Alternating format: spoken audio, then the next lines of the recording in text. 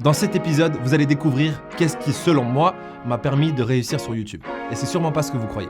Mais avant ça, je vais répondre à une question que vous avez été nombreux à poser lors de notre dernière vidéo. Et la question c'était, pourquoi est-ce que tu as changé le nom de ta chaîne? C'était mieux avant, non, c'est mieux maintenant, on te déteste. Mais les gars, tranquille, je vous explique. Bon, pour commencer, c'était mon idée. Et en plus, vous savez déjà qu'on ne sort pas souvent. Mais les quelques fois où je suis sorti, que ce soit pour aller chez l'opticien, à Ikea ou encore au cinéma, on m'a reconnu et j'étais avec Ludo comme à chaque fois. Et qu'est-ce qui s'est passé? Les gens ne savaient pas comment prononcer le nom de la chaîne. Ils étaient là. Entrepreneur? Non, c'est pas ça, non. ARG entrepreneur? Non, c'est pas ça non plus. Argent entrepreneur? Quoi? Non, mais laisse tomber. On va changer le nom de la chaîne.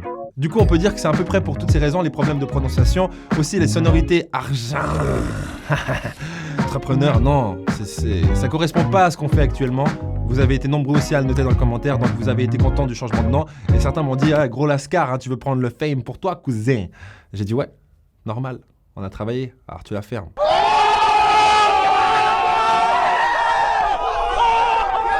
Five minutes later.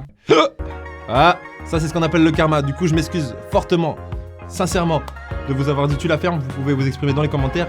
Du coup, Ludo va maintenant s'exprimer sur ses sentiments suite au changement du nom de la chaîne.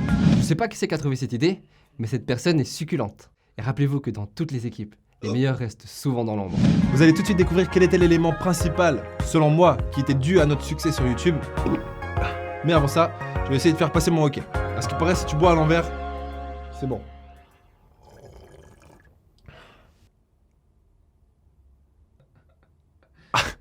Ça a marché! Boire à l'envers pour faire passer ton hockey. Astuce de Gugus, ça marche. Assez déconné, on laisse maintenant la parole à Grant Cardone, qui va justement nous donner l'élément qui est à la base de tout grand succès. Personne n'a jamais réussi par soi-même. Donc l'entrepreneur qui est populaire en ce moment, c'est le gars qui travaille depuis la maison. Il était un solopreneur. Je ne sais pas si vous avez ce terme ici. Ouais. C'est un abus de langage. Personne n'a jamais existé sur cette planète et fait quelque chose avec succès par lui-même. Ce n'est jamais arrivé. Donc il y a zéro exemple de qui que ce soit qui aurait fait quoi que ce soit. Je veux dire, Jésus, on avait 12. Il avait 12 gars avec lesquels il avançait, tu vois. Alexandre le Grand avait une armée. Genghis Khan avait... Je veux dire, vous ne ferez pas ça par vous-même. Personne ne le fait. Donc Elena a apporté énormément de valeur. Genre, incroyable. Elle fait des trucs que je ne peux pas faire. Et il y a une équipe avec nous. Nous sommes une équipe. Je veux dire, pendant trop longtemps, j'avançais tout seul. Et ça prenait beaucoup d'énergie, vous savez. Ça a pris beaucoup d'énergie. Ça prend plus d'énergie quand tu fais ça tout seul. Ryan Seco, là-bas, le capitaine, le pilote, et le gars de l'immobilier, il dit toujours, mec, c'est juste plus cool d'avancer avec une équipe. Et il a raison, tu sais. Henry Ford, les gens disent qu'Henry Ford a fait la voiture depuis son garage. Je dis ouais, mais la société n'a pas été faite dans le garage. Ouais. Donc, Mark Zuckerberg dit Facebook a été fait dans un dortoir. Facebook a été fait lorsqu'il a bougé à Silicon Valley et a lancé l'entreprise. Steve Jobs, et l'autre gars, c'est son nom déjà? Ouais. Ils ont construit Apple, supposément depuis leur garage. Ouais, mais personne n'a entendu parler d'Apple jusqu'à ce qu'il déplace la société et qu'il ajoute des employés. Donc, personne ne fait rien de génial par soi-même.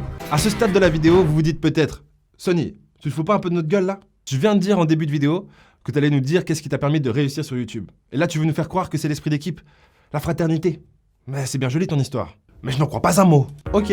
Moi, je vous dis dans ce cas-là, je vais vous dire la vérité. C'est l'esprit d'équipe et d'autres techniques, comme...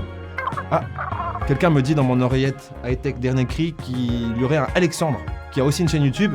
Apparemment, il a fait une vidéo sur notre chaîne où il dévoile les 5 clés du succès. Bon, je propose qu'on en découvre 3, ce qui donnera plus de réponses, peut-être, ou pas, à la question « Comment est-ce qu'on a réussi sur YouTube ?» Ok, guys, c'est parti. J'ai juste accéléré la vidéo à 1.2 pour que ça reste fluide. Comment la chaîne YouTube Argent Entrepreneur a réussi à exploser sur YouTube ces derniers mois, puisque en juin 2018, la chaîne avait seulement 30 000 abonnés et aujourd'hui, donc en juin 2019, elle a presque 700 000 abonnés. Ça s'applaudit, bravo! Et d'ailleurs, pour ceux qui ne sont pas encore abonnés à la chaîne, je vous laisse cliquer sur le petit bouton rouge, c'est marqué s'abonner, puis il y a une petite cloche qui apparaît, et là, si vous cliquez sur cette cloche, là, c'est la famille. Quoi qu'il arrive. Vous m'appelez 24 heures sur 24, je réponds, je viens.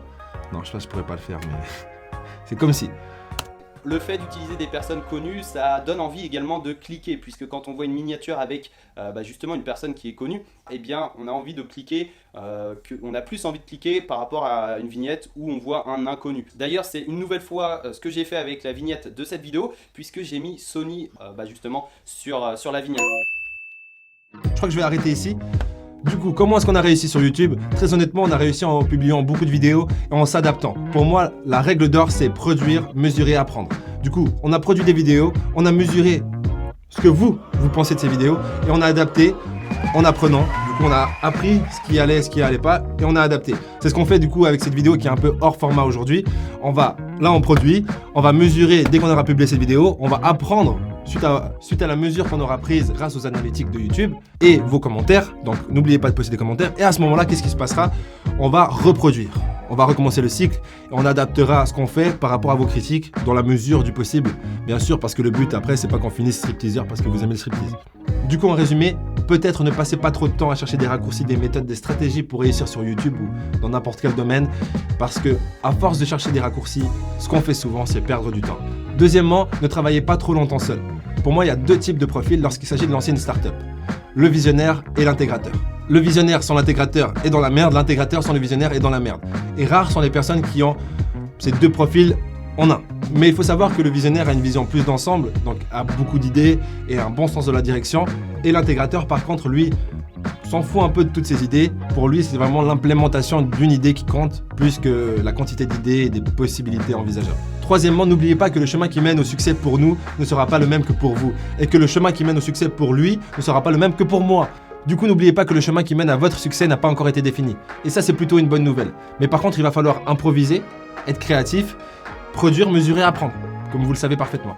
Et à certains moments, vous douterez, comme moi maintenant, là, je suis en train de me dire, mais cette vidéo, c'est pas un peu de la merde en fait? Est-ce qu'on n'est pas parti trop loin, Ludo? Peut-être, ouais. Ok, je suis pas rassuré, mais au moins mon partenaire doute avec moi et c'est toujours mieux à deux que tout seul. Et pour finir, n'oubliez pas qu'il y a toujours de la place pour le meilleur. Peu importe à quel point un domaine peut être compétitif, devenez le meilleur et les gens vous feront de la place. Ça sera tout. Au prochain épisode.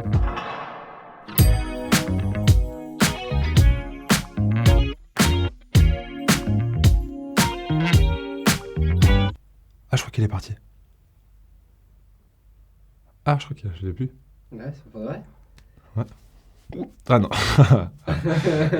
Nice. Nice.